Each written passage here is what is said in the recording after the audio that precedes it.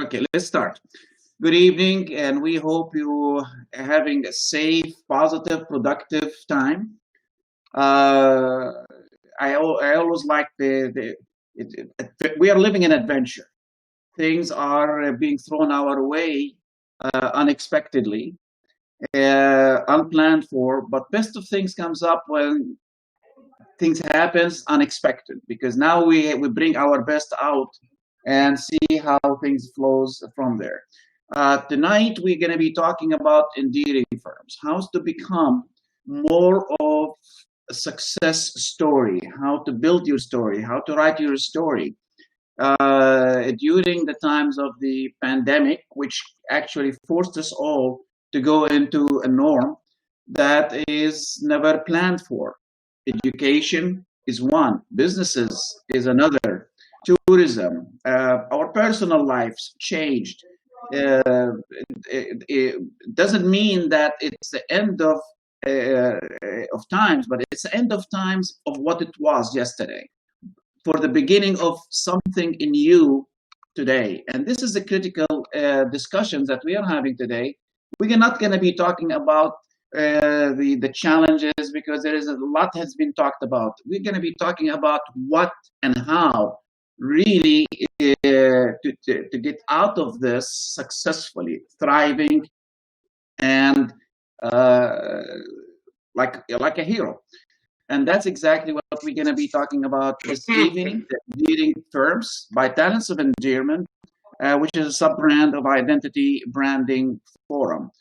Now, the panelist for this evening would be Dr. Abid Baidas, myself, as being the group chairman and CEO of Identity Branding Forum, principal and founder of Talents of Endearment, and Professor Christopher Abraham, the CEO and head of Dubai campus SP Jain School of Global Management, Mr. Gautam Sen Gupta, Managing Director of Market Vision, and he is also a member of Talents of Endearment, Board of Trustees and Chairman of Governance Committee, and Mr. Kyriakos, who's enjoying Greece right now, lucky him, and unfortunately with a broken arm, of Action Coach and Talents of Endearment's CEO. Unfortunately, Mr. Osman Sultan was supposed to be with us tonight, but apologizes because he had an urgent matter that arose unexpectedly, so he couldn't, unfortunately, be with us this evening. Getting started here. The future is disorder. When we talk, and this is a statement that I like to pick up the quote and read it aloud. A door like this has opened up only 5 or 6 times since we got up on our hind legs.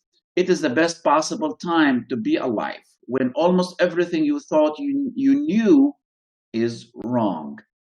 How applicable this statement to what we have today? How applicable this norm that became a disorder during this pandemic? And nobody knows when it's going to end. We have no sight of the end. The whole world is in a chaos, in a confusion, because they are not accustomed to this disorder. It threw everything out of the ordinary. But there is always a positive state. Excuse me. When there is disorder, a new spontaneous order will come out of it. How true this statement to you is, Gautam? Could you please? Hugely relevant, Abid. I totally agree with you. The future is disorder. This is a macro thought. It's not a micro thought. So you're talking about the world. You're not talking solely of firms. What we see around us, you mentioned COVID. But there's so much more that's happening in terms of democracies, elections, or Trump, what's happening to economies worldwide, what is happening to because the impact of globalization, etc., etc. And out of this disorder, like you say, I believe that some order will be achieved. And that is what we all look forward to. I remember Kyriakos was proudly speaking that Greece problem with the pandemic is almost of no existence. But today, I think he's got a different story to share. Don't you, Kyriakos? Well, yes. I think the story of pandemic is like the story of talents of endearment. I think people, they don't like anymore to be said what to do, because when they just do things when others asking them, this is not sustainable. This doesn't last for long. So at the beginning of the pandemic, the people were listening, of course, to instructions given for pandemic reasons to stay home and respect. Then when the instructions were basically eased, and then there were not enough instructions, so they had to take the control and understand the environment and act accordingly. Then they started basically, some of them behaving well and protecting their own neighborhood, city, and some others really behaving completely the opposite, just because they were not trained actually that they should not always be said or be told what to do actually. So that's why now in Greece we have a mixed picture. We have areas where they are very good in the pandemic handling, because they have a different level of conscious behavior, and basically there are areas where we have older people actually living there. We have areas with younger people, let's say youth cities, where the pandemic has a completely opposite, let's say 2, 3 times, even 5 times different profile like before. I don't know how much we can link that to our theme, but definitely we are living in the days where people, that especially young people, students, entrepreneurs, they don't like to be told what to do. They'd like themselves to find the purpose and decide what to do with their life.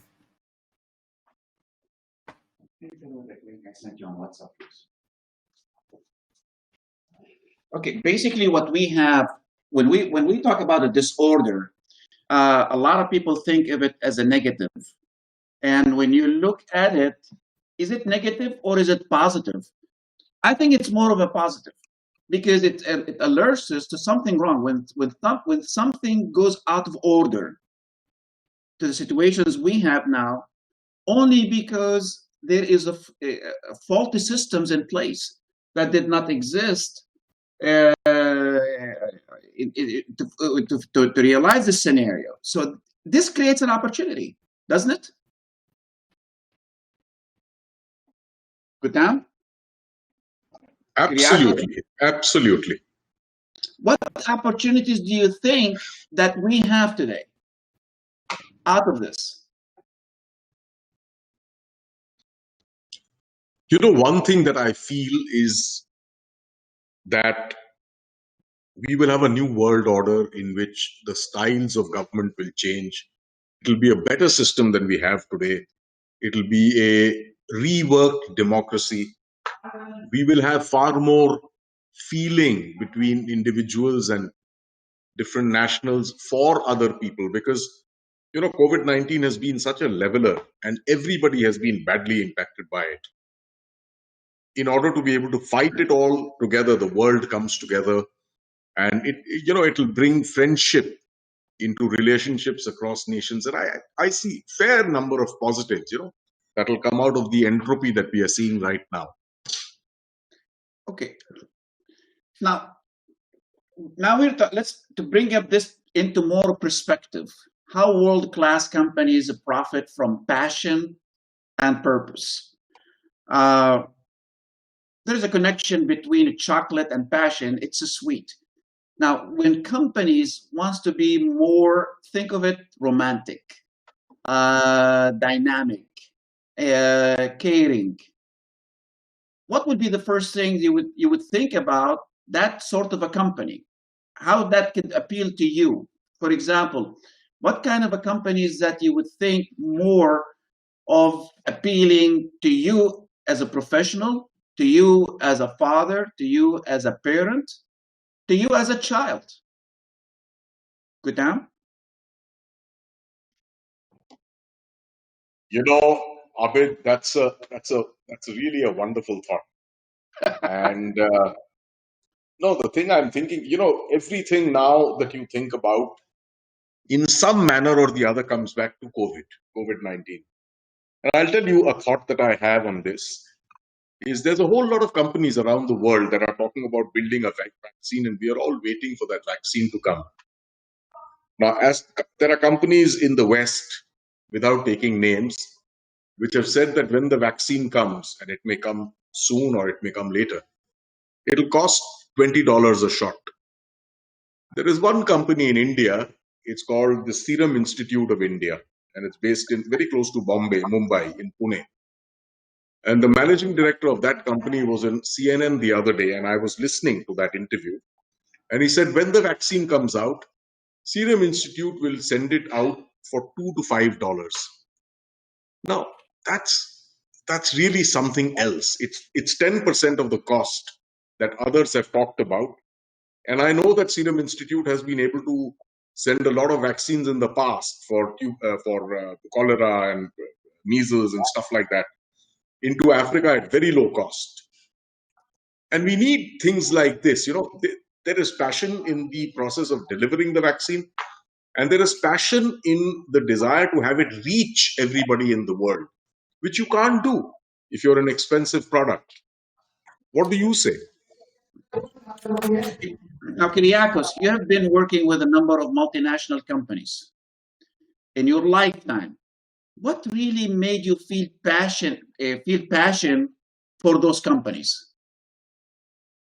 Can you share with us? Yes. I think starting from the current days, having a purpose and knowing and living the purpose gives a lot of meaning and can create a lot of passion in the everyday operation and communication in a company. Because we all live for a reason, we all go to work for a reason, and when these reasons from one day to another disappears, or it's a different situation, then of course this creates actually a big agony, a lot of emotions, and emotions, of course, if they are taken into consideration and they're put towards a passion, then this really can work and bring a lot of meaning, a lot of purpose in our life. I always remember that when I was working for Adidas, the sports brand company, I mean, there was a lot of passion, of course, because there was a passion for sports. There was a passion to become #1 brand. There was a passion actually to provide a good branded sports goods actually to small kids, to families that were not able to buy these products, and we're making a lot of philanthropic campaigns. So that was a passion actually that was uniting us. I also remember that when I was working for a big FMCG company, there was always a passion also being the best and also giving to the society back, because the better you are, the more, of course, you think, what about the others? I mean, how the others are living their own life. So I think these days, with all these difficulties and with all these opportunities and we have for repurposing, definitely passion comes back again very strong. And this is what can make the difference also in cases where nothing is impossible. So never giving up, but with passion really overcoming a lot of difficulties and obstacles. Dr. Christopher, you have been around a number of companies, students in education, sophisticated education in that terms. Where were some of the challenges that you have always seen to be in common among most businesses, and especially in this part of the world, to be convinced that passionate businesses is the way to the future?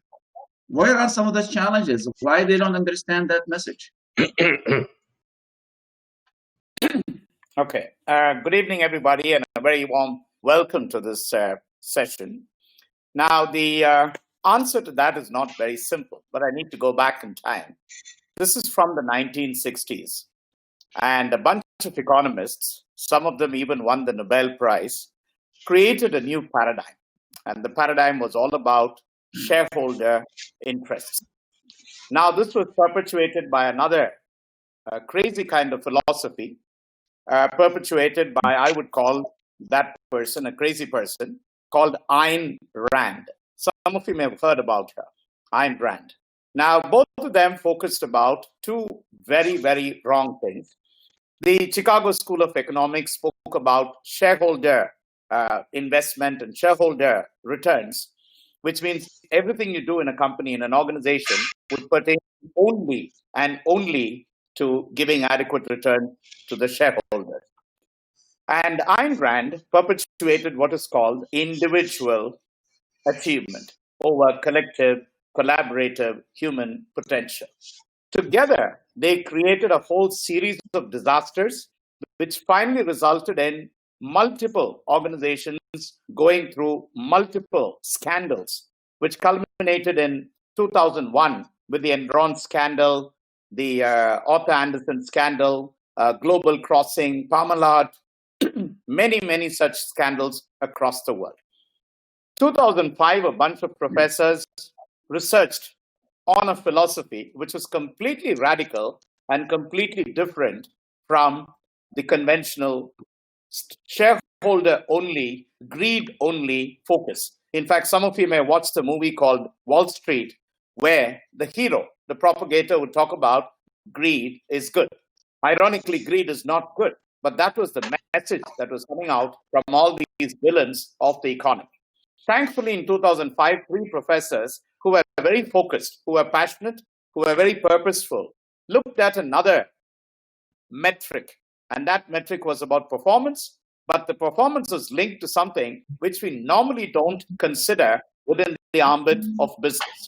And that was the concept of love. I repeat myself, love, L-O-V-E. They, of course, didn't want to use the word love, so they called it endearment. So they identified a bunch of companies called firms of endearment, and then they analyzed the firms of endearment. Today, we fast forward 15 years, we have a new term for these firms of endearment who have moved from shareholder-centric capitalism to stakeholder-centric value. I repeat, from shareholder-centric capitalism, which was gross, which was greedy, which was criminal, which was very lopsided, to stakeholder-centric value. Now, the best part, some of you hearing maybe from business backgrounds, the best part is that if you compare, and this is the latest statistic as of 2019, 2020 was, of course, a completely pandemic-specific environment.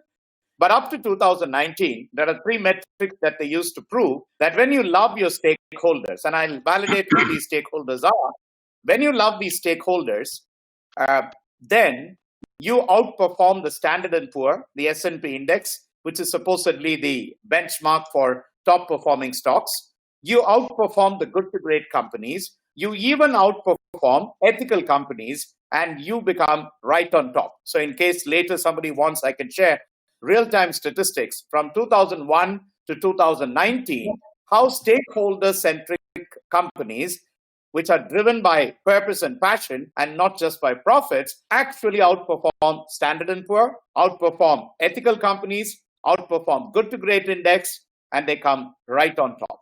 So Excellent. my answer to that question, Dr. Abbott, is when you are centered towards stakeholders, you start loving. And who are these stakeholders? I want to validate that with just a simple acronym.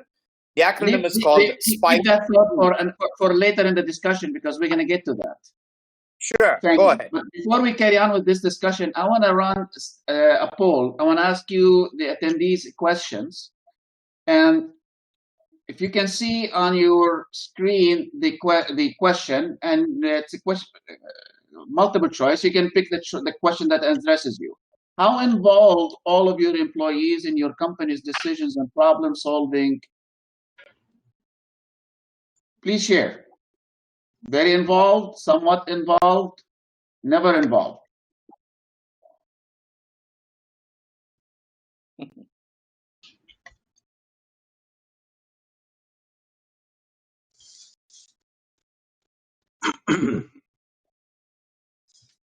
Is everybody seeing the question, the poll, the survey? Yes. If anybody is having a problem seeing it, please let me know.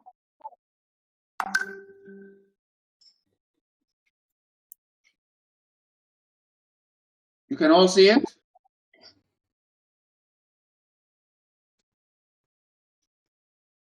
Okay, from the answers we've got, somewhat involved. Okay, another poll that I would like to pull here. Can you guys see this one here? How involved your clients in your business development decisions and problem solving? Very involved, somewhat involved, never involved. Please share your thoughts. This is important. This is going to be anonymous. Nobody knows who's answering what.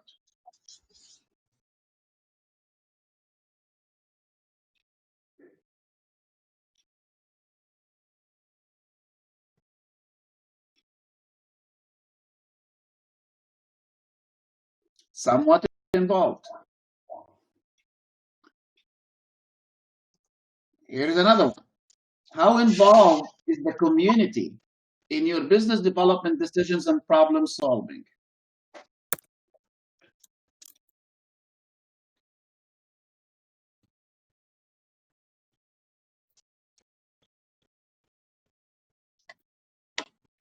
I guess everybody went at a halt here.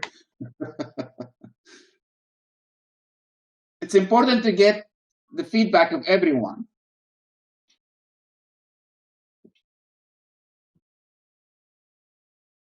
Somewhat involved and never involved. Okay. The last one. How has your business been affected by coronavirus COVID-19 pandemic? Not affected, somewhat affected, badly affected.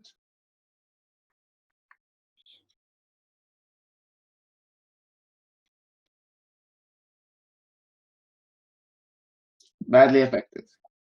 Now, I hope you guys see a relationship between the questions that we've asked.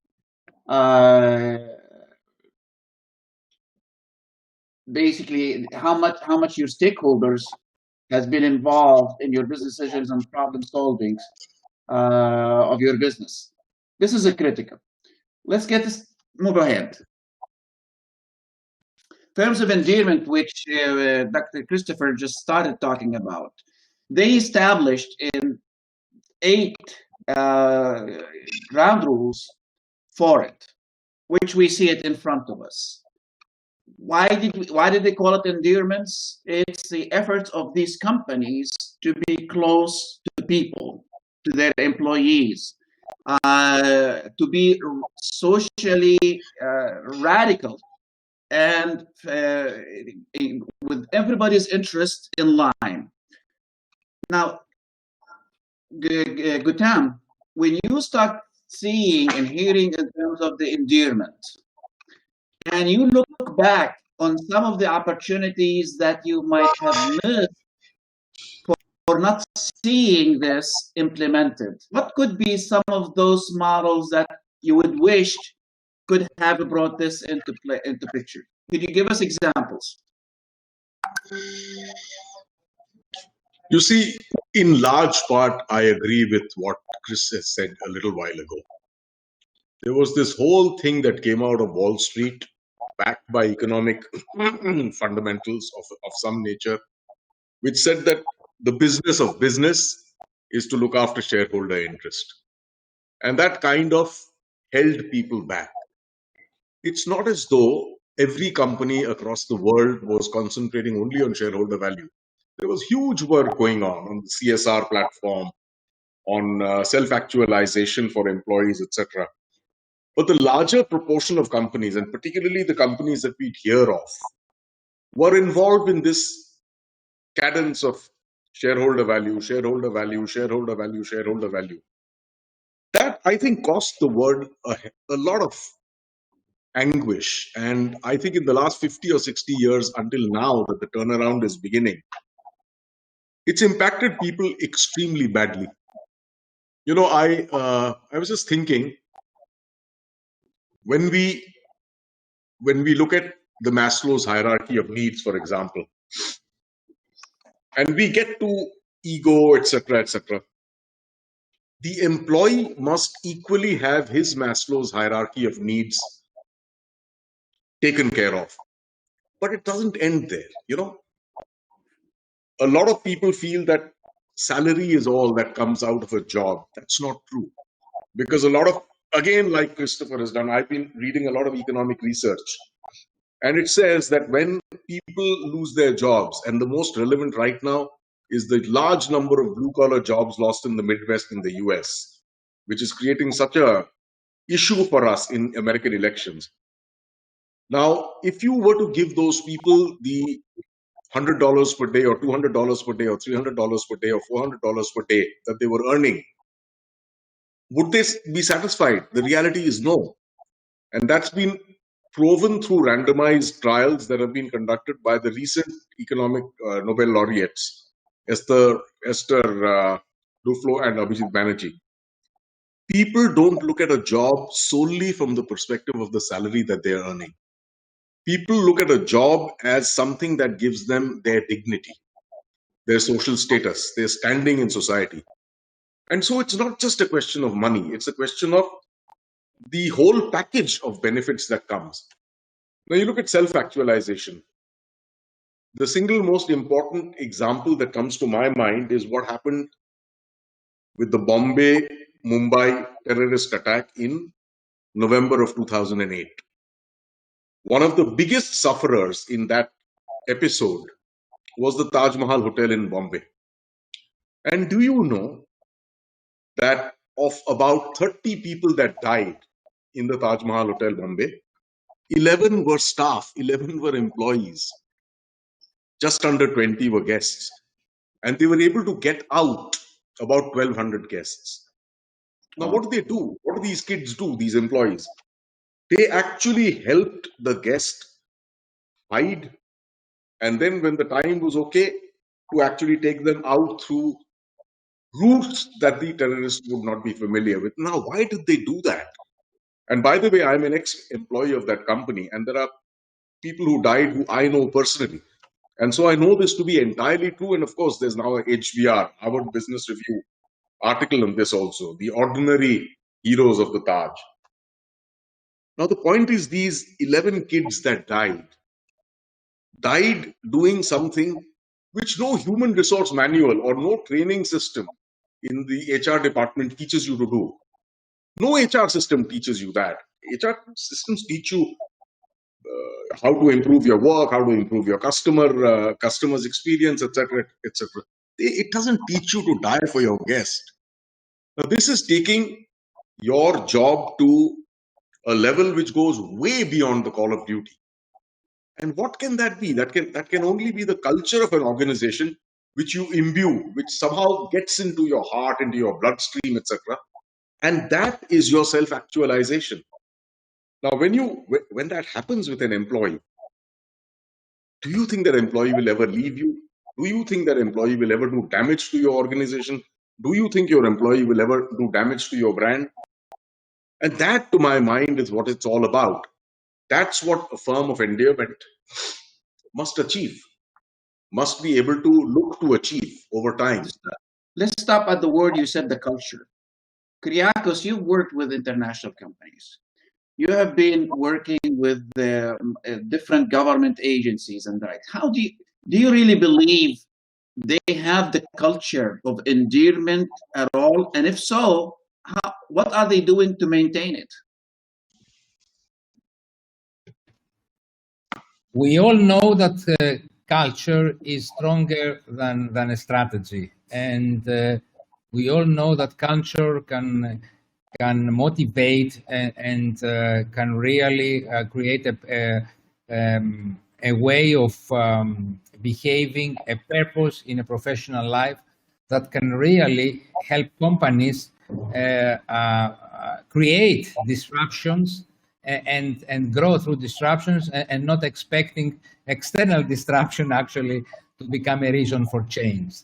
I've been working for companies like Procter & Gamble for more than 10 years, which is known as a great culture company. And indeed, I mean, this is a company that there was promotion from within. They never recruited people other than the entry level. So all the growth of the company was coming out of the culture and the development of the people, which actually the development of the people, because of the culture, was counting for 50% of any evaluation and any success achieved. So culture really moves barriers, moves obstacles, and helps, of course, having a purpose always in a professional, but also in a personal life. That's why this is the starting point of any team, professionally, athletic, even a family team. This is the strongest strategy we can ever think, culture. And the problem with, we know, and Dr. Christopher mentioned, since 2005, a number of efforts has been made by professors, researchers around the world to promote this new culture, the endearment. But why isn't education really involved, since it understands its value, to develop this culture, promote this culture to students, through its institutions, to the local communities it's operating? Dr. Christopher? Yeah, so currently there is a move across the world which is shifting from what we call crass capitalism to conscious capitalism. And conscious capitalism looks at three factors: people, planet, and purpose. So we already covered the passion and the purpose. The third one is about the planet, which is about the larger damage or the larger upliftment that stakeholders can create to the planet at large. So again, let's focus on education. Yeah, so education now is moving towards, for example, in our own institution, which is a top 10, top 100 leading business school, we currently have courses, we have workshops on training students to look at capitalism from a conscious perspective, which is about stakeholder capitalism, which is about conscious capitalism, which is about creating a legacy. So once you do that, you're creating a new perspective for future business leaders. And once you keep doing that consistently, you will find that people also understand that beyond the economic purpose, there is a social purpose for everything that we do. So I think it's just a question of taking those first steps and moving towards preparing the future generations for the new paradigm, which is what will become the norm more often. Excellent. So basically, there is efforts being made, but do you guys consider it as being made on a collective basis, in a systematic basis, or just an individual institutional basis? And why it hasn't been at a community at large basis?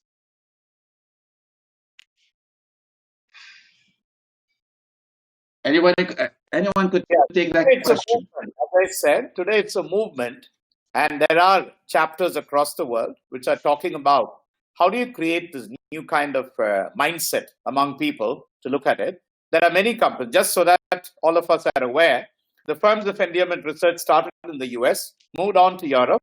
Now we have companies across the world, even in India, even in Asia, where we call firms of endearment. Gautam just mentioned one of them, the Taj Group, which is again a firm of endearment. So there are many firms of endearment across the world, which all epitomize the concept of conscious capitalism. They may not say that in as many words, but that's already a movement which is coming up. And as I said, the proof of the pudding is in the eating. So when you have enough making more money by making a difference, I think there's a strong business case to be ethical, to be right, and to be socially conscious. So it's just a question of time when people will realize this and do what has to be done. Now, since it's a question of time, this is the time. Conscious capitalism, that you've been talking about, Dr. Christopher. To create a shared purpose, which is what Kyriakos talked about in terms of how companies like Procter & Gamble, Adidas try to implement it out. But when you have that title, conscious capitalism, is it something that is clearly understood by the general masses of medium, small size of businesses? Kyriakos, do you see that's happening?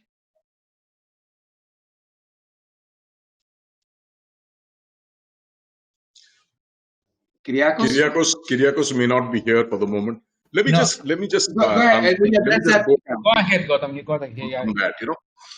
You see, what I was thinking as you were talking and Christopher were talking, I think the higher education system has been in need of change for some time, but there is huge resistance to change. I think the whole higher education system in nations has become such a monolith that it's very difficult to move it even an inch. And so I suspect the change in education systems is going to come from within.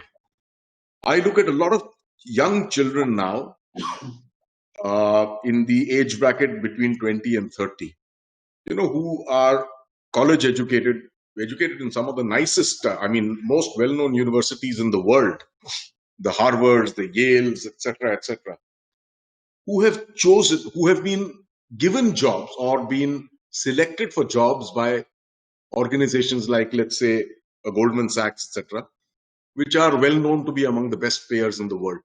And these young people have rejected those jobs. And I know cases where they have gone into remote parts of India along with an NGO, and they've done sustainable work. Now, in a sense, that astonished me, at least in the beginning. And then when I saw more and more and more of these young people doing exactly this, I said, there's a movement here. There's a trend here, which is going to come back and overcome the whole education system as it exists today. Now, as far as conscious capitalism by itself is concerned, I go back to my mother company. The Taj is a part of the Tata Group. I don't know how many of you here in this audience are familiar with the fact that Tata Steel was started in 1907 in a town called what we know as Jamshedpur today. But even before the first furnace was put in that location, to start Tata Steel, the Tatas built a hospital, they built a township with roads, utilities, electricity, water, housing for their employees, a hospital, a school, etc. And today that city, it's now more than 100 years. Today that city is sometimes referred to as Jamshedpur and sometimes it's referred to as Tata Nagar. Now that tells you something, There is a huge body of ancillary industries there. And the children of the people who work in those ancillary industries are also looked after by the Tata Steel organization in terms of course, there's, monies to them for produce that they offer, but even the education of the children, the medical care, etc., and Tata pays for all that. Now, you can't say that conscious capitalism is something new. It is not new. And everybody in the world today understands Tata Steel, Tata Nagar, etc. It's a question that we have to ask ourselves, why have more companies not got into, taken this path of development of industry? Why has it been left only to a Tata or only to a somebody else? Right. Tata is a big corporation. I was talking about the medium-sized small businesses, because they're actually, if that message starts spreading across, that culture starts spreading across, I think the impact we would be creating is much larger than just a big company's focus. Isn't that the reality, Kyriakos? Are you back with us? Yes. This is a reality, and this is really very, very impressive that you see this conscious capitalism that you expect, and you of course read for the big corporations to be also very much also live and active also among young entrepreneurs. I mean, I can take the company Tom, this shoes company that for every pair of shoes they donate, they donate one shoe actually to a barefoot child, which started as an SME, as a small medium company. And we see more and more when we coach entrepreneurs that this is part of the purpose of their life, actually to act with on conscious capitalism. So I fully agree that this is very, very much present now in small medium. I would say if we take proportionally, maybe you start seeing that more often among the the young entrepreneurs as opposed to established corporations that they have, of course, CSR programs. But when you go to the managers or the leaders, they might not be so active like young entrepreneurs. Dr. Christopher, now when we talk about the pillars of conscious capitalism, we go back to the purpose, stakeholders, culture, leadership that you started explaining a minute ago. Now, how much of that do you see being presented, positioned, especially in the Arab world, in United Arab Emirates? And if it's not, what is need to be done to really push forward this culture? Two things I would say. One is creating awareness. Two is education. How can we create awareness? Yeah. So awareness is, now a lot of people think, the common concept of business is, okay, business means cheating. Business means doing something and somehow getting the money. Business means hoodwinking the other guy. But once you realize that, no, that's not business. There is a nice way of doing business. There is a good way of doing business. There's an ethical way of doing business. And the best part is when you do that consistently, time has proven, history has proven, that the most successful companies across the world, across industries, are companies which have had a purpose, companies which are stakeholder-centric, companies which have very rich culture, and companies which have had the right leadership. Let me give you a couple of examples. From the airline industry, you have the Southwest Airlines, which was a low-cost airline in the United States. But they have a very simple philosophy, which it's a public limited company, by the way, traded on the New York Stock Exchange.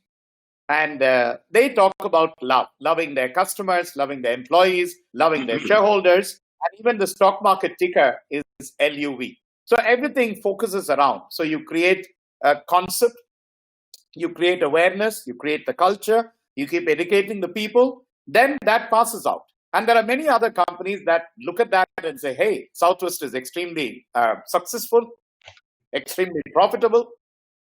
So if love works, can we try that? So you have a lot of companies today that are trying the same model of Southwest Airlines. Now, how can we do it in the Arab world? We need to create stories, because culture is built through stories. Stories of success, stories of growth, stories that make a difference. And once we create those kind of things from local Arab companies here, and there are many such companies right here in the region, what we need to do is create forums, create platforms, create conversations. And once that is done, more and more people get to know about it. They want to know it. So a movement starts, they say a journey of 1,000 miles starts with a single step. So you need to create that single step, which I think is something that we are doing right now. So platforms on conscious capitalism, conversations on conscious capitalism, stories about conscious capitalism, because at the end of the day, the businessman is also bothered about his or her bottom lines. And if you can say that, hey, if you do it ethically, if you do it in a loving manner, if you do it stakeholder-centric, you can certainly translate that into profits. I think that's the proof of the pudding. So it's a consistent, conscious effort, which has to be done continuously through all these things that I said. And I have a great deal of optimism because the world is already seeing the changes here. There are many companies that are moving into the conscious capitalism bandwagon. If you go to the conscious capitalism website, you'll find a lot of companies that are doing it. I'll give you one very interesting example. In the Amazon stable, Amazon is not known to be a very stakeholder-centric company, though it's very focused on customers. It's focused on customer experience, but the employee experience is not good. But within Amazon, you have a company called Zappos. And you also have another company called Whole Foods, which, by the way, is the largest organic food company in the world. Both these companies have unique cultures, which are driven by purpose, stakeholder, culture, and a different kind of leadership other than what Jeff Bezos practices. So I think even within a culture, you can create these conscious capital pockets as long as, the environment is conducive for it. Okay, I agree with you. We need to create that awareness, and we need to tell stories, or at least or an effort to create stories in the Arab world and tell those stories. Why aren't we doing that, Gutam, Kyriakos? We could easily start. Why not enough is being said about it, not spread about it, communicated about it, explored about it, researched about it, presented in a manner, in a responsible manner this is a strategic solution. You know, we could. There are many stories that could be told. You see, for example, Dubai Cares is a very, very cogent and a very simply is administered, but a beautiful charity program. And it's been able to do so much work in Africa, Bangladesh, etc., etc. And I forget other places that it's done work. How does the wheels of Dubai Cares work? I mean, how do they rotate? Because corporations are putting money into it. Corporations have bought into the understanding that Dubai Cares does great work, and they want to be part and parcel of it. They want to contribute to the process. We've got to take those stories out. Practically every large organization in the Dubai context that I know of is involved in Dubai Cares in some manner or the other. There are stories in that. I agree with you. Great stories associated with Dubai Care, but we have not succeeded to put it in context of economic impact, positive economic impact. We're only seeing it as a charity, not a social impact that has an impact on the business. We haven't promoted that. Dubai Care is a successful stories of charity, but I think it's also a successful story of an economic opportunities if it was presented and actually linked to the type of opportunities that could be built upon it. This is success stories that we haven't taken advantage of. And I think we should, because there is a lot of efforts being made, a lot of great deeds were delivered, publicities were made, but how many people in UAE, for example, knows about how much did Dubai Care did or is doing? You are right. There is an opportunity there.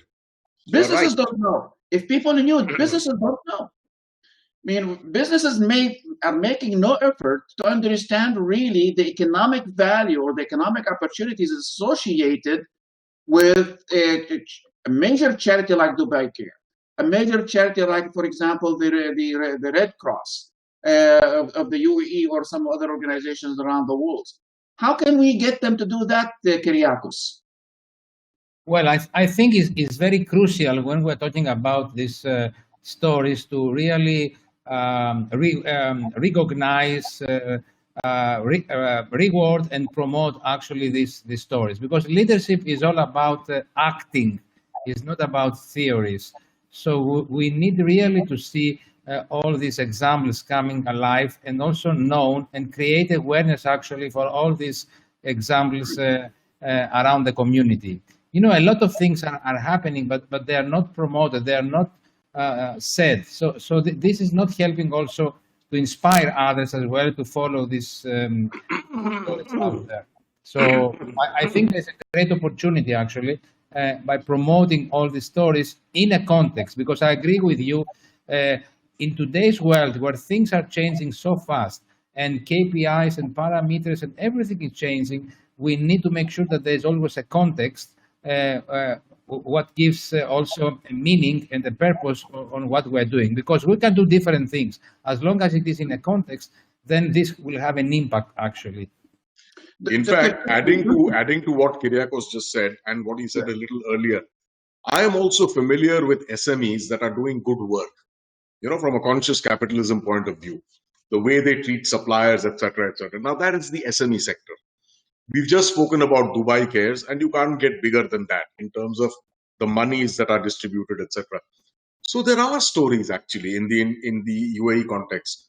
It's just that nobody has made what I would imagine is a conscious effort to bring these to the notice of people, and there's a role that we could perform there actually. Couldn't that be an opportunity for education, Dr. Christopher? Educational institution to be actually the bridge that with the dialogue, this the great work of Dubai Care, for example, and other good organizations in UAE, to dialogue it in the context of successful business, successful stories of business future.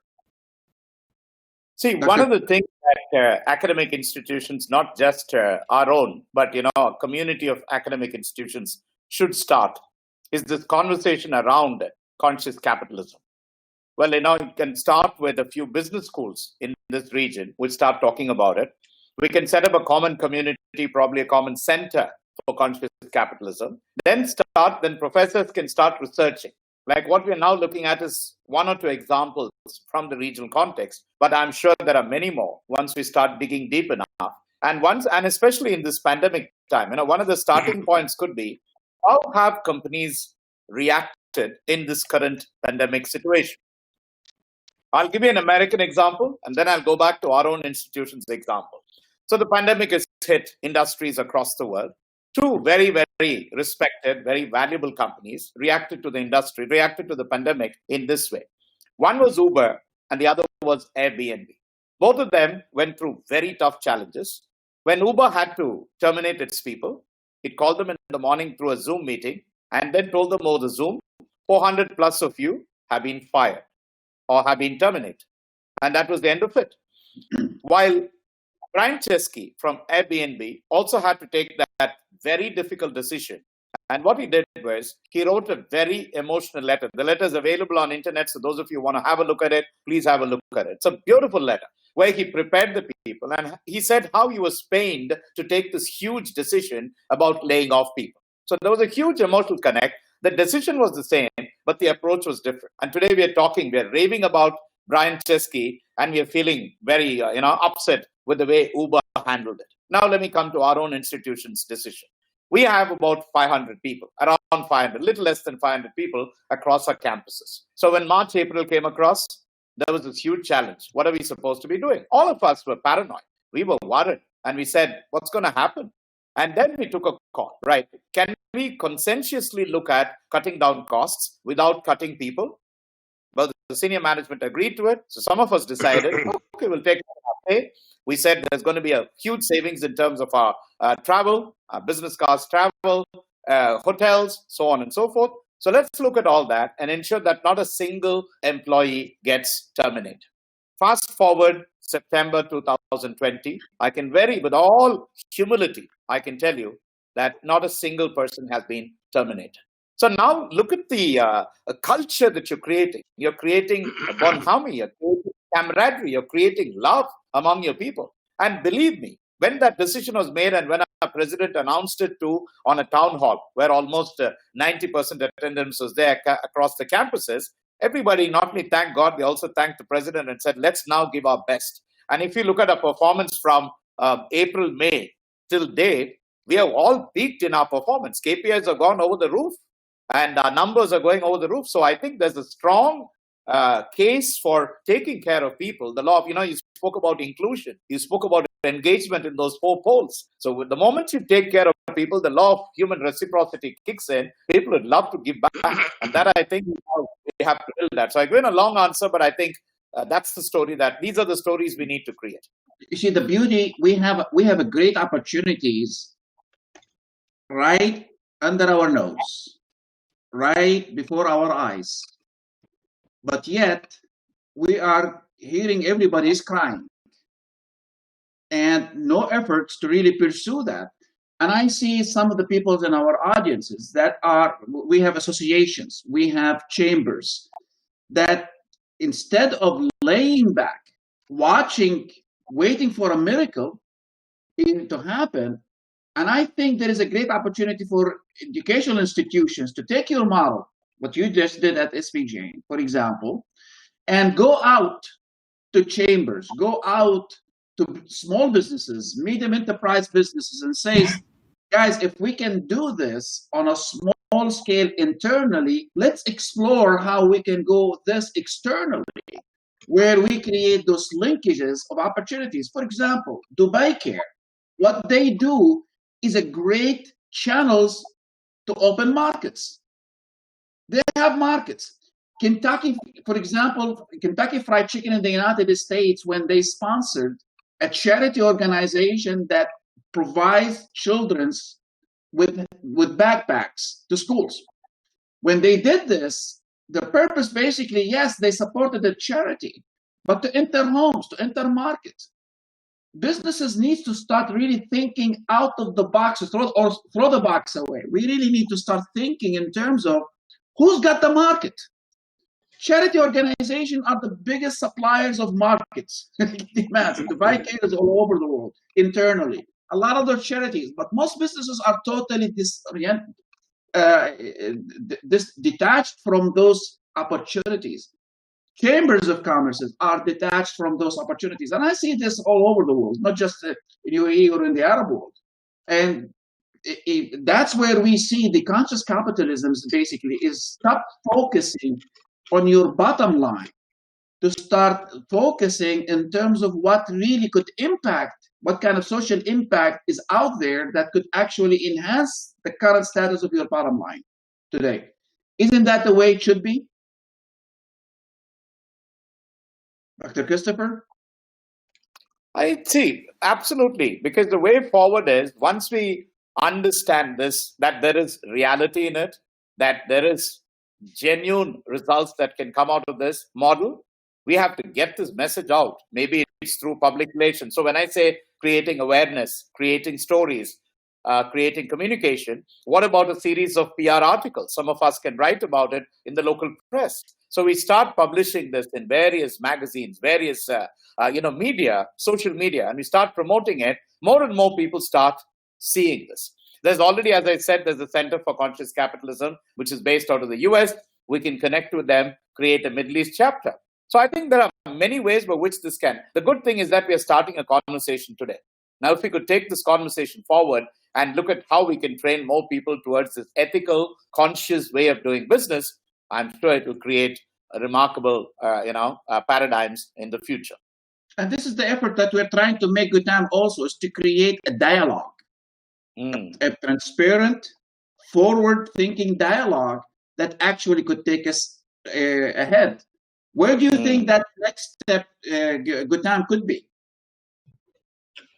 I think a nice way is to get to the academic institutions, because I believe very strongly that children, youth, are the ones who are going to create the massive change that the world needs. So academic institutions, because from there it'll percolate into industry. Just as I believe that governments, and ministries of education are very difficult to change because they're monoliths. Younger people's minds are not fossilized in that manner. And that is where I think we would have a reasonable opportunity to succeed quickly. What do you think? I agree. Kyriakos, what do you think of Gutam's question? No, I agree. I agree with him. There's a great opportunity among the young people, actually, that to find them. I believe to find also the motivation inside them in order to be able to define what they want to do, and that's all. And that's all actually one of the missions, actually, of the professional also people and us as well, to coach them, to enable them to start looking for the motivation and finding the purpose also from inside, not from outside. That will change a lot, actually, the behavior. And that's also what we see now with disruption. Disruption is another way, to get the motivation from the outside, but this should come from internally. It should not always come from the world outside. Now, for our audience, if you have any kind of any questions you have, please write it in the questions and answer Q&A tab on your left upper side on your screen. Now these models provide us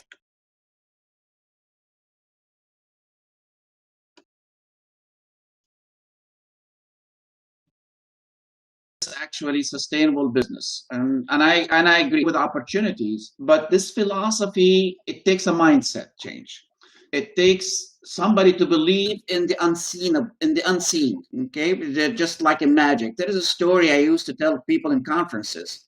There is a believer that the non-believer came to a believer and told him, "When I see your God, I'll believe in him." The believer looked at him and he says, "That's common sense, logical request." Took him by the river, dug a little hole in the sand, and gave him a little cup, and told the non-believer, says, "Start emptying the river into this little hole." And once you empty the whole river into this little hole, only then you will see God.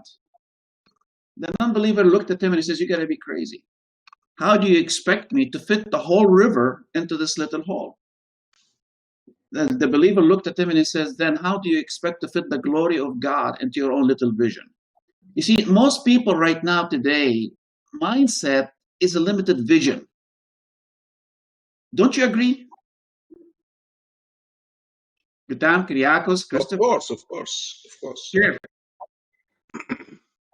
What does it take to unlock their vision? Another shock of another COVID-19. Isn't COVID-19 enough shock to open up their eyes? To broaden their vision? Kyriakos? Dr. Christopher? Absolutely. This is a one of its kind that's happened. When it started off in January, we took it for granted. February, March. Today, we realize it's historical. We, all of us, gathered here, realize it's one of those critical, historical, pivotal points. There are a number of lessons to be learned, and I would look at this as a great opportunity, not only to reflect on what has happened, but to move forward and see how can we make it better from these lessons. Now, one of the things that's happening, I'll give you an example. It's the power of collaboration. So many institutions, many research professionals are collaborating together to create common solutions. Now, more of this is what is required in the future. So I think moving forward, not only do we learn lessons, but we apply them to create a better future for our future generations. I agree. And Gautam, when somebody is falling asleep, you try to wake them up with an alarm, and if it doesn't work, you throw a bucket of water at them. If COVID-19 didn't work, what could represent a bucket of water for businesses to open up their eyes and start seeing the real light ahead of them? What would be the business shocker? Could you think of one? I would say, wait. I think COVID has given a lot of people a lot of food for thought. I think a lot of people's habits have changed, and that's a big thing. And I think those are now permanent habit changes. And I think there is a flowering of the heart, for lack of a better term to use. And people are more willing to accept the other person's point of view, accept and understand what he or she is trying to say than I've seen in the past. People are more open. They are more willing to listen to others. I think the world is going to change. I suspect that very strongly. So I don't need another COVID. This COVID is doing it all for us. I agree. And these are some of the examples that presents the firms of endearment, that presents conscious capitalism. But let me share here what is common among these companies. Now, Christopher, which of these points of common interest that actually common between those companies that attracts your attention the most? Kyriakos?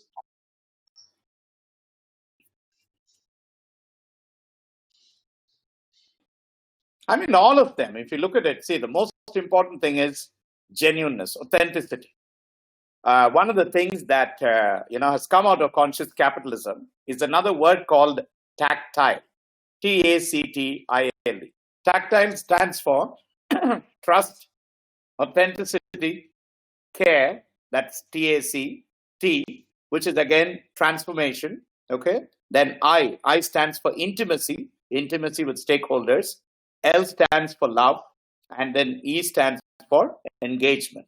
So if you look at all that, it covers pretty much everything: empowerment, humanization, genuine treatment of suppliers as true partners, law abiding, which is the ethical part of it, passionate, and quick to adapt. So the tactile form. So it's an offshoot of conscious capitalism.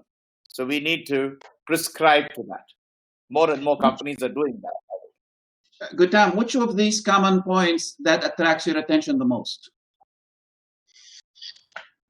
I I'm impressed with all, and I think they make a lot of sense. But I want to tell you a little story. And I'm going back again to Tata's because I think it's relevant to what you're saying here. Mm. You see, Tata's, there are about 100 Tata companies today, you are aware. From salt to fertilizer to steel building to hotels to whatever. Now, these companies are owned by a holding company by name of Tata Sons. Now, do you know who owns Tata Sons? 66% of Tata Sons is owned by Tata Trusts. Mm. And so the profit from the 100 plus Tata companies, 66% of that profit goes to Tata Trusts. And what do the Tata Trusts do? They run a hospital called Tata Memorial Hospital, the only major cancer hospital in India. They run Tata Institute of Fundamental Research, Bhabha Atomic Research Center, Indian Institute of Science. Now, here is an organization where 66% of your profit is plowed back into society, into areas of this nature. Now, you tell me which of these 8, 10, 12 points that you have here don't fit with the philosophy that is already being propounded there. Exactly. So I'm completely in line with everything you say. And this could actually be set as a standard, a certification standard that could actually lead forward to start building up that culture, promoting that culture. Don't you see that a way to happen, Kyriakos? Yes, I think this is all culture first. Second, this is all also talents of endearment. When I read this page, it's also all common to talents of endearment as well. So, and culture, as we know, is the only way to beat the old strategy or the no strategy, the lack of strategy as well. So I totally agree. Also, if I would like to pick one from this list, I would pick the last one because I think quick to adapt and speed actually is very important on all these areas we talk, because building all these things, even if we don't have it in common, it takes speed as well. And speed not only because of COVID, but speed as a process actually in an organization. And that's a problem actually with most businesses today. They are very slow to adapt or refusal to adapt. I think more than anything else. And that could be the biggest hurdle ahead of everything else on that list.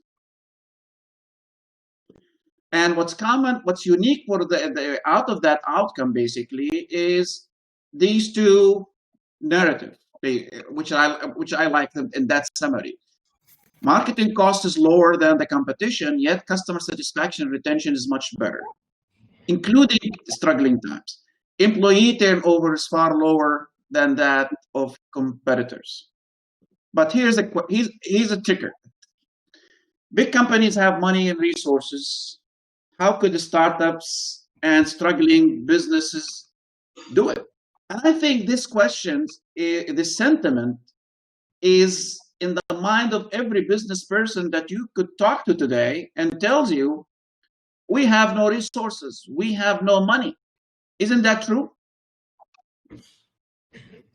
Dr. Christopher?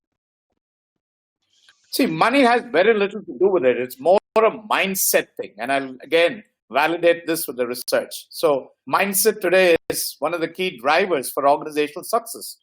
Take the example of a company like Microsoft. When Bill Gates started it many years back, it was an aggressive, extremely competitive, winner-takes-all culture. And that was the culture that was perpetuated by Bill Gates. It grew by leaps and bounds and then was handed over to this guy called Steve Ballmer after Bill Gates left. Steve Ballmer took the company in terms of market shares, doing well. But in terms of innovations, in terms of the corporate culture, it was still a highly competitive dog-eat-dog world within the company. So, within the departments, they were fighting with each other. There was a lot of backbiting. There's a lot of politics that was going on. Then the current CEO comes over. 2014, Satya Nadella takes over. Satya has a personal tragedy at home. He's got a couple of autistic children. So one of the mentors for his children gave a book on mindset, which is by Stanford professor Carol Dweck. He gets the book. He's so influenced that he creates a change in mindset culture across Microsoft. Fast forward 6 years. Today, you have a completely rejuvenated Microsoft where they have completely eliminated the dog-eat-dog politics. They have eliminated the backbiting performance management system, and they've created an egalitarian culture where everybody works with each other to do that. So here's another classic example how when you have the will and the way, you can create new cultures. So even established rotten cultures can be transformed for the better if there's a mindset, and the mindset along with leadership, you create a series of things. Certainly it'll change in the right direction. Most companies in the Arab world are family-owned businesses. The problem when the problems hits the fans, I don't want to use the word that is used actually, everybody stops spending on training, on development, on changes, on businesses and improvements. Short of brain transformation, transplant, how can we actually get businesses to understand you need to spend money to survive? You need to spend money to save your company. What could be that message, that statement, one word that could actually wake up companies in order to spend? It's not limited to big companies to survive, but small businesses actually should spend enough of its resources to survive, to figure out where it's the outcome. But they are not doing that. They actually cut expenses down, and the expenses where they cut down is basically also on training, on consultancy. And this is the problems you're having, Kyriakos, and nowadays. Or is it the other way?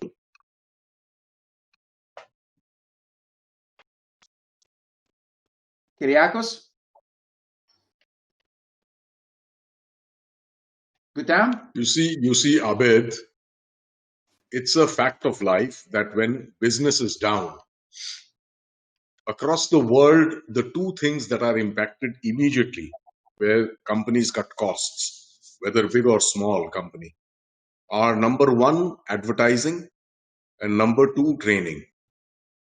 And for as long as businesses have existed, this is the way businesses have operated. It's empirically researched, so it's not debatable at all. But at the same time, people have been saying that these are the last two things on which you should be cutting costs, also since time immemorial. So the issue is that business owners have to understand, and they can only understand from their own experience, or if they have a wiser head in the company. Now, how are you going to go around providing those wiser heads in each company when for millennia this is the way people have been operating? It's a question of education. They need to be educated. And I'm sure people have tried in the past. It cannot be that they have not. Very nice. Let me go to this system that was presented actually earlier in the what's common among the companies, the firms of endearment, the Waigawa. I'm having a problem pronouncing this one. Can you help me, Christopher Gitam, if you can? Waigawa principle. Waigawa principle. Basically is open doors.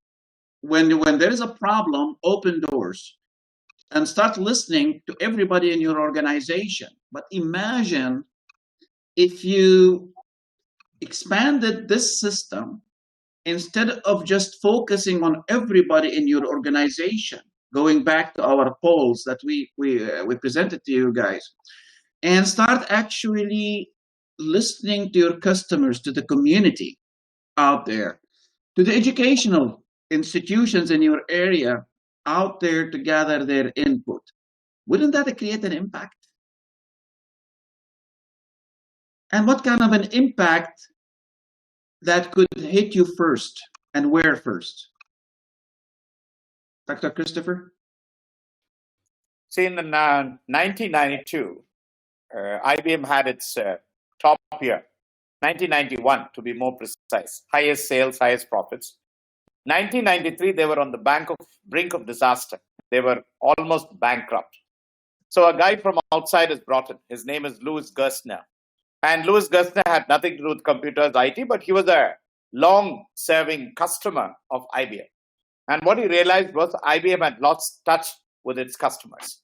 It was losing out because it was so big, It never bothered to communicate or connect or be open with customers. So what Lucas did was he turned around the whole concept and went out and started talking to customers. So in other words, they opened up to customers. Customers came back with a whole broad range of challenges and problems, and they heard it. And today, IBM completely transformed itself from a computer company to a solutions company. So today, that's why even that tagline says solutions for a small planet. And they've completely reinvented in terms of cognitive computing, quantum computing, IBM Watson, you name it, AI. So they have, and it's a 100-year-old company. 2 years back, they celebrated the 100 years. It's 102 years now. So I think even for a legacy company like IBM, they can do that. And here's another example, Domino's. Domino's was not known for the pizzas. They were known for the speedy delivery. 2011, they did a survey. They again opened up and they talked to customers. And this was a focus group, and customers ripped them apart. They said, your pizzas taste like cardboard. Your pizzas are a piece of trash, so on and so forth. Now, any other company would probably have taken it light and ignored it, but Domino's took it very seriously. They completely put their heart and soul on transforming the pizza that they were making, because these were actual customer comments. And they transformed the pizza into something that is lovable. And you got to see it. There are many videos of these two stories on YouTube, so you can watch this. And today, guess what? You may not know this, but Domino's is the fastest growing fast food chain restaurant in the world. They are one of the most profitable. And the reason they are profitable is not because they speedily deliver the pizzas. It's because they listened to customers. They were open to customers' comments. And as a result, they accepted their weaknesses, accepted their vulnerabilities, created a new kind of pizza, which is today lovable. And the best thing they did, you can see this on YouTube, they go back to the same customers who ripped them apart and give them a surprise treat. So they knock the bell, show them and tell them, okay, you were the guy who said, that the pizza tastes like cardboard. And he says, very hesitantly, he says, yeah, that's me. And then they give him the pizza and say, now, how does it taste? And you got to see the expressions of the people. It's such a joy. So the point is, yes, we need to be open. And that's where the authenticity and the transparency comes in. So once you're authentic and transparency, you're willing to listen to customers and you're willing to accept your weaknesses.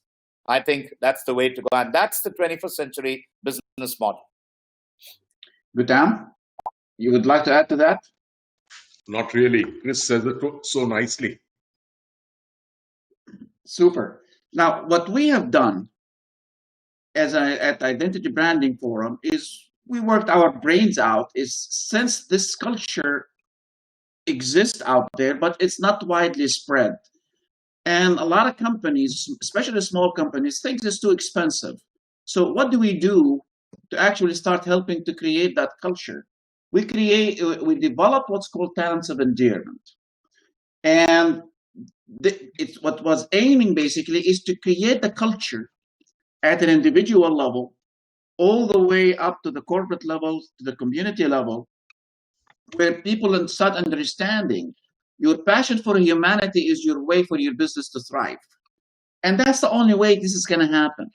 But at what cost if everybody thinks it's expensive, but we made it not? Because we believe success comes through collaborative efforts, is not through individual setups. And what we have done here is, when the designs of it, our aim basically is to help people be themselves, not to be copy of others, and to brand themselves, to brand their humanity as people and their aspirations, and co-brand it with business ambitions to build value.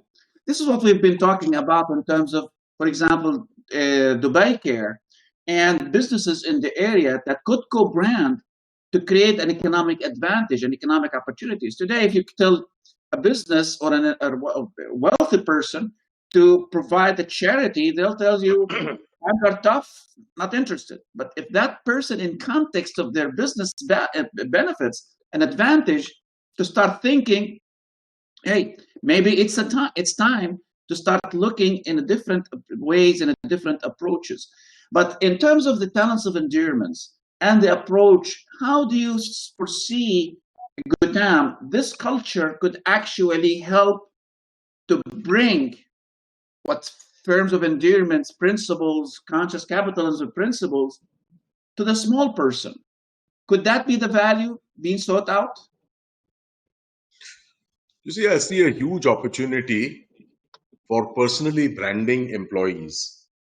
Now, what happens is, at some point in time, an employee is recruited as, say, a finance guy. Now, when he's recruited for that job, the company puts him into a hole, a cubby hole somewhere. He does his debit credit, and he's then forgotten, excepting at the time of the annual audit. Now, if you were to find out through an endearment exercise that this young man also has skills in managing people, and he's a team-oriented fellow, then to my mind, there is value in training that young man in that skill. And the advantages to the company are myriad. For one, you will have an employee who can actually help other teams understand how finance operates in the company and how they have to look at their role from a finance point of view. For example, the sales and marketing guy wants to close a sale at the lowest possible price to the customer. It's the easiest way to close a sale. But if the finance guy is able to come in and talk to him and explain to him how the company operates, and as a friend, he is able to change the thinking of the sales and marketing fellow at the same time. You would then have a young man who could be a multitasker, which is a huge benefit for any organization. And you would have him develop a greater sense of ownership in the company, a greater sense of belonging, and you kind of win his loyalty, to a degree that putting him into a cubbyhole as a finance expert wouldn't have served. I think there's huge value in taking endearment elements to firms because there is massive opportunity through personal branding of employees to actually increase the ambit of work that they do and how much they can contribute to themselves and to the organization. And it can only be of benefit to the organization. Kyriakos? Well, I strongly believe that the talents of endearment represent really the culture of the future, the culture of inclusiveness, because everyone really has its own talents that he needs to find out, a culture of agility, which is extremely important, a culture of forgiving and trying and trial and error, making mistakes, not as a decision point, but as a process also to learn more. So this is really the ideal laboratory, actually, to build this agility and adaptable culture that will help everyone actually find its own way, but also being very, very useful and valuable for every business they will be part of. Dr. Christopher? Yeah, see, moving forward, I think it's the younger generation that now needs to be trained on these new mindsets. So if you're on the right track in terms of giving them the right skill sets, the right mindsets, I think we have a very important moral and ethical responsibility to train these youngsters to have the right conscious mindset about how to make money, how to make profits, but equally how to make a difference. And so I think that's where the future is leading. And I think we are on the right track. And how we do it basically is it was designed for students, businesses, and entrepreneurs, a 33 days program to discover and design brand community. And when we talk about the brand community, this is what we've been talking about all along since the beginning of this webinar, is the culture. Who are your stakeholders? Most businesses really aren't aware of their stakeholders. And if they are not in connection or staying connected to their stakeholders. They lack that opportunity to stay connected. Now, COVID-19, what it did when we closed businesses, it actually sent business home. When instead of businesses going to home, instead of customers going to businesses, now businesses has to go home. Business went home. We have lost that connection. And there is a strong reality that is presented with the outcome that every business is suffering today. Isn't it that the case, Gutam? Largely. Yes, largely I would agree. Dr. Christopher? Absolutely. And see, this is where the future is leading to. And I think COVID has created a very unique opportunity, a very unique sweet spot for us to move in, get these youngsters, get the right kind of inputs, and change their perspectives for the better. Yeah. Kyriakos? Yes, absolutely. Talents of Endearment help build this mindset by choice, not only because of COVID-19. And that's the big impact that Talent of Endearment can have on the young generations to come. And the actual emphasis basically is not for having students doing or people or businesses doing something because they have to, but rather doing something because they love to do it. And that's what brings out their best. And what we have, and this is basically the system, what will provide basically, it helps people, businesses discover the opportunities that do not yet exist and become in demand. This is what happens when you start listening to your people, not just to your employees.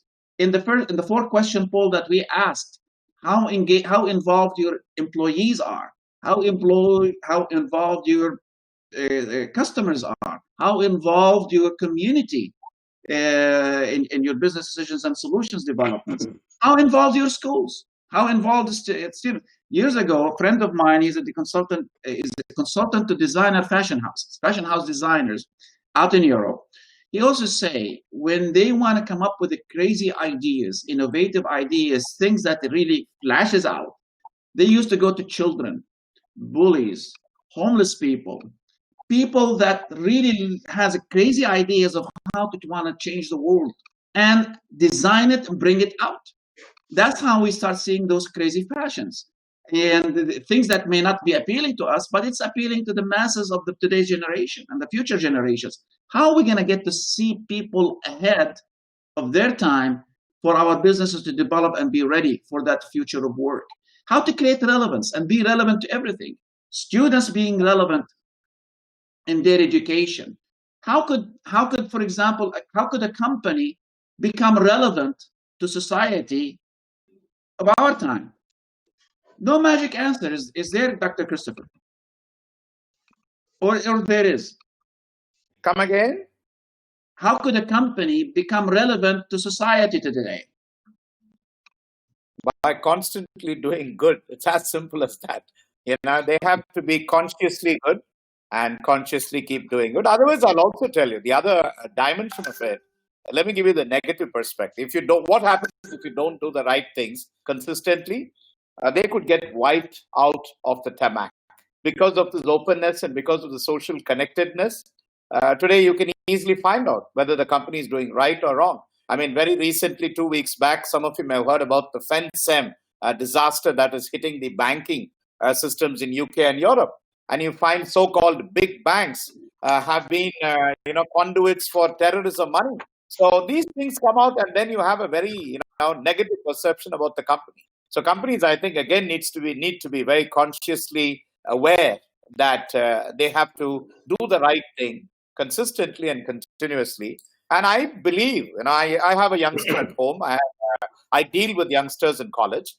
I can very, proudly tell you, the new generation is not what we think it is. We might have wrong impressions, but I tell you, their value systems are much better than ours. And I really say that with all human. Yeah. So if we can tap into that and say, guys, you're on the right track. They're very socially conscious. They're very ethical. They're very open to ideas. And it's just a question of putting it in the right perspective. They'll go a long way. I agree with you. Yeah. Kyriakos? Yeah, I totally agree with Dr. Christopher. Young generation is deciding about their own lives based on their value system. Yep, and it's much better than us, let's be honest. So basically, the four of us is narrowing down the focus into the younger generation. But yet the problem is, everybody talks about it and as a diversity, but when it comes to inclusion, they're not there. We're trying to allow them the opportunity to be there, but they are not in the agenda of business development or business solutions of businesses. At the government level, they're covered. The government is trying to do, that is doing a lot more than what is expected to really push the youth into the workplaces, to the innovation sectors. Businesses are not. Why is that, Gutam? Because businesses over time have become very selfish. There are many issues in our world. Globalization is one of them. Businesses are finding it difficult to compete. Businesses are geared more towards promoter profit than community benefit. So there's a lot wrong with business, and a lot of work has to be done in that area, which is beginning to happen only now. But the good news is that it's happening. There are many people waking up to that fact now.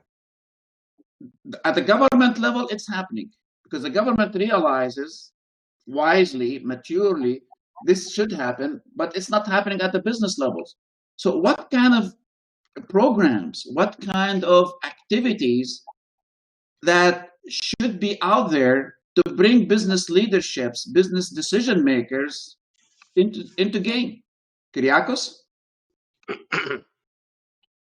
The first activity is all about defining a purpose, and this is the way actually to engage the teams and the young people in the corporations, because we all know that the biggest issue is engagement. Engagement is very low, so they need really to have a purpose. They need to take care of the culture, which is finding a common ground, a common language to inspire the people. And all these things, of course, can easily start now the other way around, not top down as it used to be right now, but bottom up by the new generation actually of employees, by the talents of endearment of the future, who will be actually able themselves actually to help define and also live the purpose of the company. That's really what is changing. We go for a bottom up. Dr. Christopher, do you see that as a way to discover incentives, the type of incentives that's needed to be out there for business leaderships to really get engaged with youth? Absolutely. There's no choice. See, we used to talk about the millennials. Then we now speak about the Z generation, the Z generation, which was born in 2000, 2001. Now that generation is 20 years old, which means they're ready to walk into the portals of big business. Whether you like it or not, that's a generation that's going to knock into your doors. And their value systems are different. As I said, they're much better than ours. And they're looking at new kinds of value, new kinds of things. So one of the things that can drive organizations is this power of purpose that Mr. Kyriakos said. So again, I want to give an example. So how do you create a sense of purpose for a bunch of people who actually clean toilets? And I'm talking about a bunch of housekeepers. This is the largest hotel chain in California. And the guy who runs it is a professor called Chip Conley. And this guy has written a couple of books. And one of it is about how do you create that sense of purpose for people who clean toilets for a living? Now, what he did was he calls them for an annual retreat. And there are tens of thousands of these housekeepers who clean toilets. And he said, if we have to reframe your role, what would that be? And the answers are very profound. The clutter busters, the mom away from home, the peace of mind police. These are some of the terms that they describe. So the housekeeper says, my job is not cleaning toilets. My job is a mom away from home, which means my job is much larger than just cleaning toilets and putting bed sheets. The moment you reframe your purpose, and this can be done profoundly across industries. There's a famous story of the US President John F. Kennedy when he made this bombastic announcement in the 1960s that he said, by the end of this decade, we'll put a man on the moon and bring him back. Some of us may not know this, that when he made that statement, America never had the money, nor the technology, nor the resources. But he made this huge statement because in the space war, Russia was beating them. But NASA really gathered together and then they put the efforts together. Everybody found the power of that purpose in that statement the president made. There's a beautiful story where in one of the visits, President Kennedy goes across to the research center, the Rocket Launch Center. he sees a janitor. A janitor is a guy who sweeps the floor, and asks him, what are you doing? And he says, I am part of a team. He very proudly looks at the president and says, sir, I am part of a team that is responsible for putting a man on the moon and bringing him back. So that's the power of purpose. You can create that. Once you create that power, people will buy into it. And youngsters are waiting. We need to create that. It's in our hands to create that sense of purpose and get them to move forward. So it's a mindset change. What Absolutely. Talents of Endearment is aiming to do for students at a younger age level, to businesses, to entrepreneurs, to really start creating that connection and keep that connection going for the future of work. Because otherwise, we have no future of work to be at sight. And what we have done basically is we designed the program as a one-time subscription with the support and connectivity for our clients. And the subscriptions, basically, what we have done is broke it down to students of $300 per student or $150 per student per partner institution. Businesses for $400 per employees, and we have a special discounts for business groups of 10. And entrepreneurs at $300 per person. And the emphasis basically is to really focus on creating that culture. It is not about really thinking big companies can do it, I cannot do it because they've got the money. No, it is not. When there is a way, you will find reasons that to really get you going, to get you moving. You shouldn't stop thinking, I cannot do it because I don't have resources. Like Dr. Christopher mentioned, Bill Gates, when he started Microsoft, he was knocking doors. He went to IBM, they laughed him out. When Android went to to Nokia, they laughed him out.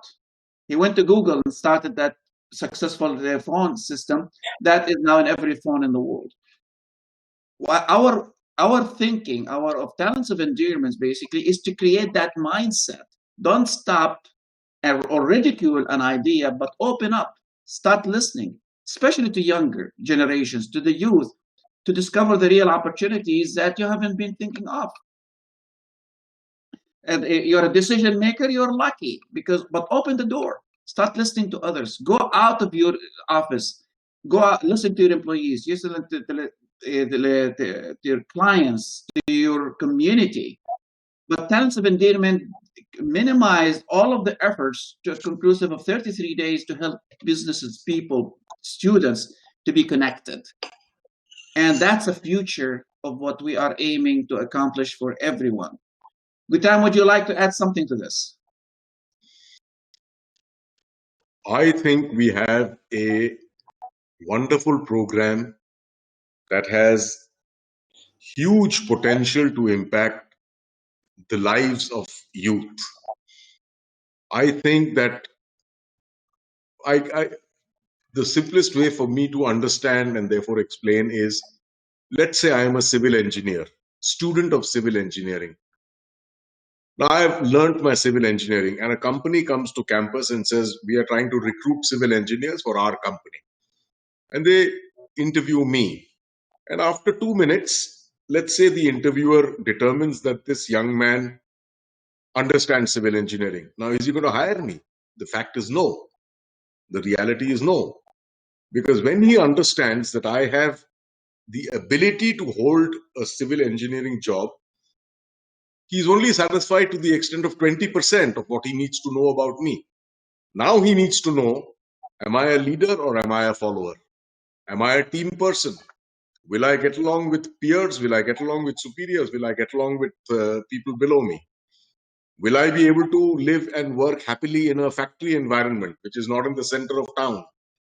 Am I an urban only kind of... there are so many things they need to know about me.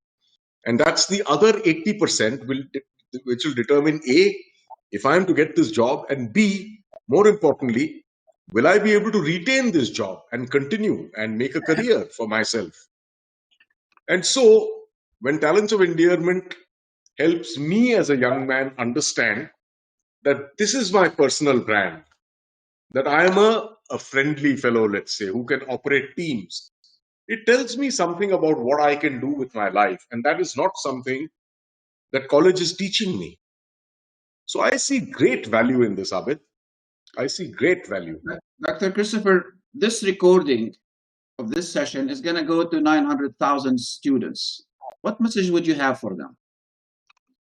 Well, recently, the World Economic Forum, just about 3 months back, identified 6 critical intelligences or skills that are required for survival and for thriving.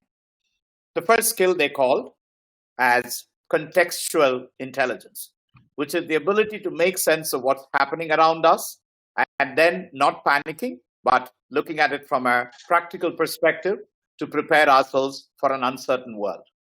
The second intelligence they spoke about, which we again focused very much on this presentation, is moral and ethical intelligence. So it's today considered an intelligence, the ability to be moral, the ability to be ethical. The third critical intelligence is what they call social intelligence, which Gautam was alluding to. Am I a team player? Do I have the ability to be collaborative? Am I a friendly person? That's the social intelligence part of it, which links itself to social and emotional intelligence. So third intelligence is social and emotional intelligence. The fourth one is your ability to think out of the box, which is called generative intelligence, the ability to generate new ideas, design thinkers, creative artists, innovators, thinkers out of the box. And the fourth intelligence is what they call digital/technology intelligence, the ability to use gadgets, the ability to use software, the ability to use applications, algorithms, so on and so forth. And the last one is a leadership intelligence, which is called artificial intelligence. Now, this is where the world is moving towards. So we can teach all the conventional stuff in the world, but if we don't prepare them for an uncertain future with these kind of important skills, and please remember, this is not some random person saying it. This is the World Economic Forum, which is a gathering of some of the most intellectual minds on the planet. And these are the 6 skills that they have identified. And I think if we could prepare a younger generation for this, well, that's the way to go. That would be my message for the 900,000. Kyriakos, we have 9,000 businesses that's gonna this recording is gonna go to. What message would you have for those businesses? Well, this is the best investment they can make for the business owners, for themselves, but also the best investment for their employees, actually. Because as very well said by Dr. Christopher, it helps create all these 5 different type of intelligences that can help them actually become extremely effective, extremely impactful, and full in purpose. This is the best investment they can make, and the best investment also anyone can make for himself, starting this process as young as possible. And we come to the end of this session and this webinar. Is there a closing statement you'd like to have, Dr. Christopher? Well, the world is aware, and so let's be upright, ethical, and moral in everything we do, whether it's personal, whether it's business. I think it's high time we become upright. The scriptures have been talking about it for centuries. It's just a time for us to realize. I mean, unfortunately, economists and business pundits, messing up in between. I think it's time to go back to our roots, and that's where it all. So, as I said, firms of love, firms of endearment is nothing but love, which is the ultimate force that can connect all of us and create a better universe for all of us. Gautam, final word. Nicely said, Chris. Nicely said. I think we are going to move to a world of needs as away from wants. And we are going to be far more conscious in everything that we do. And we're going to be good people. It's going to be a good planet. Humankind is going to benefit in the ultimate analysis. And anything that supports that, if a Talents of Endearment supports that, it is wonderful, very welcome, and God bless, frankly. Kyriakos? Talents of Endearment is an amazing journey to discover ourselves, discover our talents, and really live a professional and personal life with purpose and with a lot of love for what we're doing. So this is really so much worthwhile. I wish there was something like that a couple of decades ago. So we need to spread around the world. And we are doing that. And from the terms of endearment, we love what we are doing. We are passionate about what we are doing. The one thing we need to remember, this is a start of a new opportunities that we have not expected to be thrown in our way. COVID-19 is the opportunities or the door that opened up a whole line of opportunities. But to connect to those opportunities, we really need to go back to our roots, to our grounds, to our people, to the youth. That's how we're going to discover them. And the vehicle that we've created to make it simpler, less costlier, and faster was the Talents of Endearment. Remember this, spread the word. Thank you for joining us. And